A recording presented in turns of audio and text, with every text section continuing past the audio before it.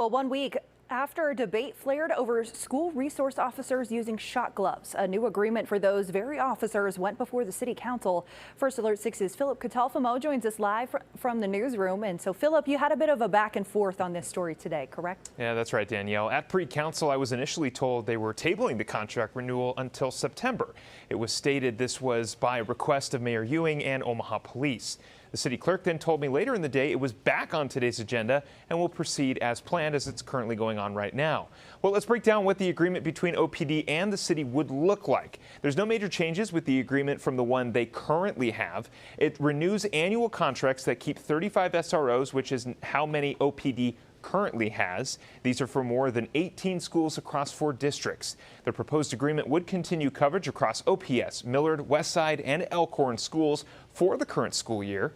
The school districts would cover the cost of the program. Now, last week, Brian Mastery spoke with Omaha Police Chief Todd Schmaderer following a meeting between OPS, SROs, and OPD and the mayor at police headquarters. The chief did not get into specifics, but said it spoke volumes that OPS Superintendent Matthew Ray agreed to the meeting.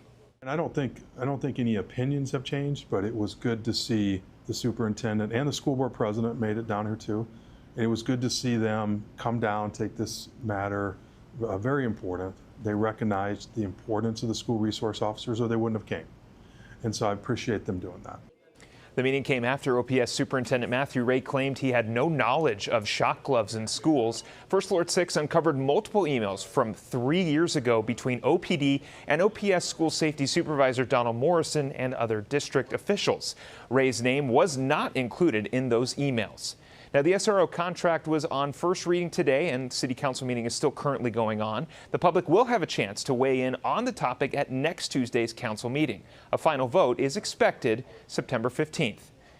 This is a story with a lot of layers to it, and City Council members say during a pre-council they are confident negotiations will not impact the current school year. So yeah, that is a great point that you made there. And so we'll get to some more news now. The United States and